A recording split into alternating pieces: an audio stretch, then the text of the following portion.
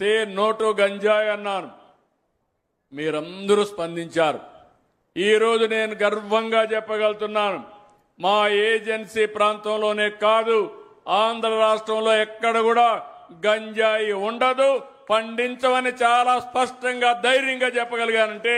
ఈ వీడియోలో మనకి తెలుగు రాష్ట్రాల్లో మరియు మన సరిహద్దు రాష్ట్రాల్లో ఉన్న ఒరిస్సా, మహారాష్ట్ర, కర్ణాటక, తమిళనాడు, ఈ సౌత్ స్టేట్స్లో కూడా విపరీతమైన సమస్య అయిన గంజాయి గురించి, అసలు ఈ సమస్య ఎక్కడ మొదలైంది, ఎలా జరుగుతుంది, ఎవరెవరు ఇందులో ఇన్వాల్వ్ అయ్యారు, అన్ని విషయాలు ఈ వీడియోలో మాట్లాడుకుందాం. హలో యూట్యూబ్, అందరూ ఎలా ఉన్నారు? నా పేరు Shiva and welcome to my channel Shiva free spirit.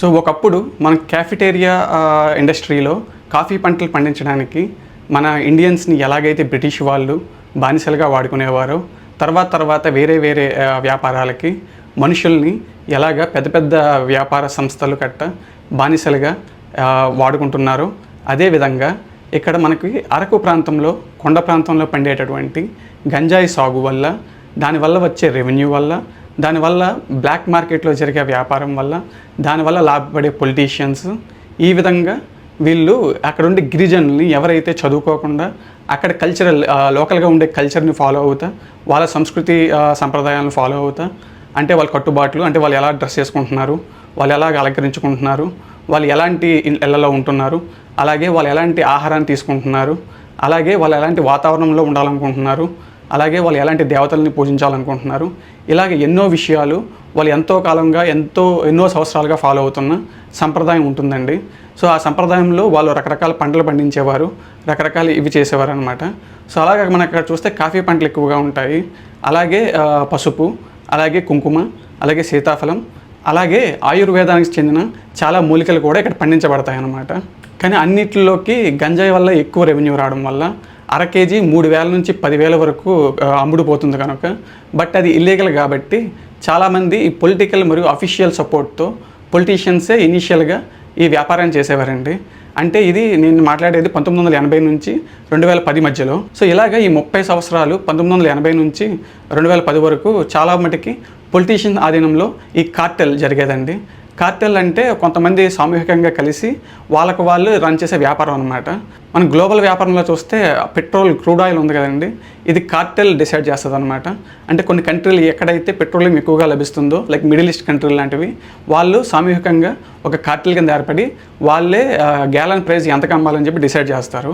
So అదేవిధంగా ఇక్కడ అరకులో ఎస్పెషల్లీ పాడేరులో పండే ఈ గంజాయికి అర కేజీ ఎంతకు అమ్మాలని చెప్పేసి అప్పట్లో ఉండే పొలిటీషియన్స్ ఎలాగైతే కార్టెల్ కింద ఉండేవాళ్ళు వాళ్ళు డిసైడ్ చేసేవారు అనమాట. సో వాళ్ళ కింద కొంత కమిషన్ తీసుకుంటా పోలీసు వ్యవస్థ, వాళ్ళ కింద కొంత కమిషన్ తీసుకుంటా ట్రాఫిక్ పోలీసులు, ఇలాగ రకరకాల వ్యవస్థలు కరప్షన్లో ఇన్వాల్వ్ అయ్యి వీళ్ళకి సహకరించేవాళ్ళు అనమాట.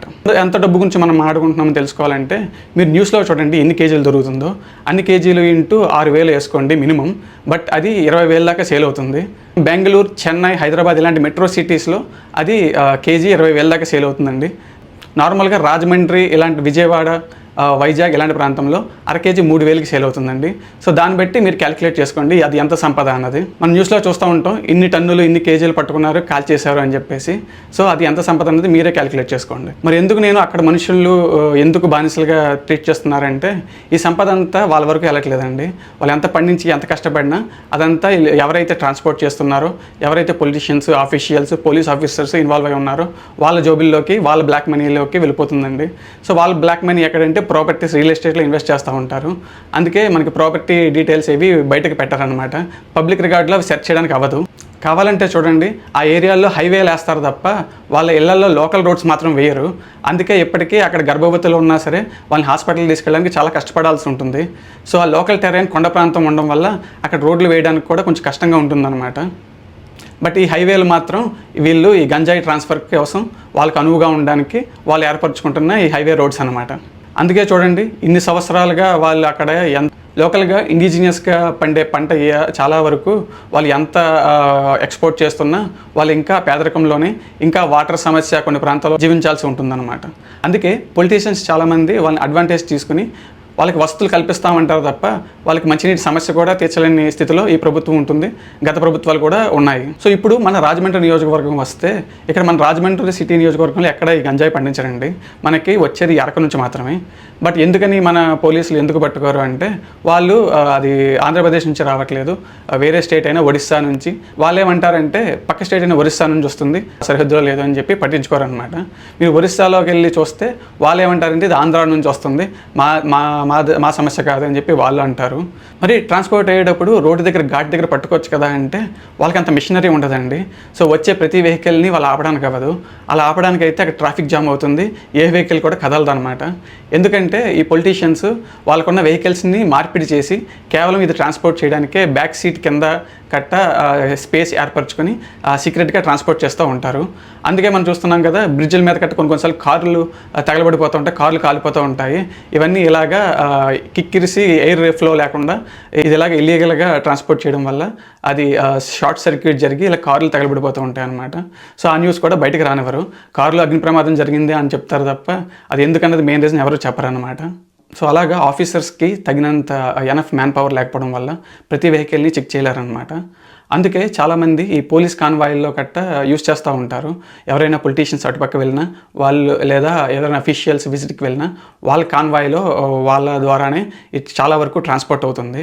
అందుకే ప్రతి సంవత్సరం ప్రతి పంటకి ఎంతో ప్రొడ్యూస్ ట్రాన్స్పోర్ట్ అవుతున్నా కేవలం అందులో 1% మాత్రమే వీళ్ళు పట్టుకోవడం జరుగుతుంది. మిగతా 99% రకరకాల మెట్రో సిటీస్కి అండ్ దేశవ్యాప్తంగా ఇక్కడి నుంచే వెళ్తుందన్నమాట. పోలీసులు పట్టుకోవాలంటే గూగుల్ మ్యాప్స్లో మీరు జూమ్ అవుట్ చేసి ఆ ఏరియా పాడేరు చుట్టుపక్కల ఏరియా జాగ్రఫికల్గా అనాలిసిస్ చేస్తే వాళ్ళకి చాలా మటుకి గూగుల్ మ్యాప్స్లోనే ఆధారాలు దొరుకుతాయండి. బట్ ఏంటంటే ఆ టెరైన్స్కి వెళ్ళడానికి వీళ్ళకి దారి ఉండకపోవడం వల్ల వాళ్ళు నడుచుకుంటూ వెళ్ళాలి.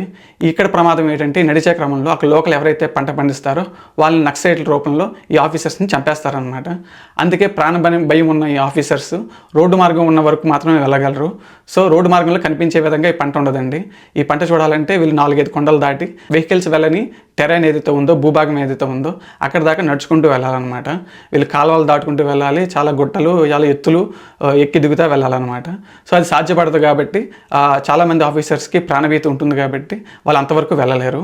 బట్ గూగుల్ మ్యాప్స్లో మీరు ఒక 2 కిలోమీటర్లు పాడేరు నుంచి చూసినట్లయితే మీకు అంతా కొండ మీద కనిపించేది గంజాయి పంటే.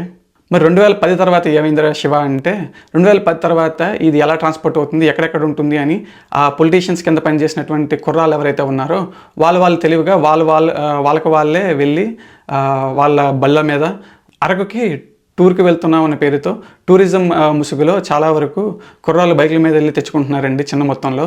అలాగే చాలా వరకు సరుకులు రవాణా అవుతూ ఉంటాయి కదా, ఆ సరుకుల రవాణాలో మనకి పుష్ప సినిమాలో చూపించినట్లు లారీల కింద కట్ట ట్రాన్స్పోర్ట్ చేస్తూ ఉంటారు.